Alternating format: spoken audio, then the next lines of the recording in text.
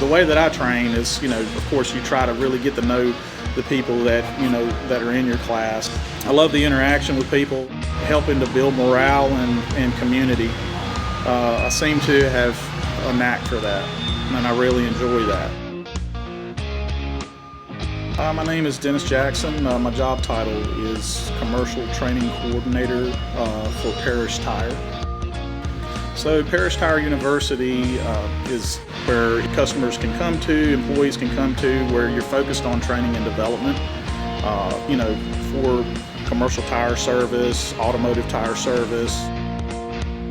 By putting this mobile training unit together, now I can, go to our stores, I can, go to customers that may need the training and offer them kind of a leveled up experience in addition to the videos that the Tire Industry Association provides. You may have an employee or a customer that just doesn't quite get what you're talking about, even on the video.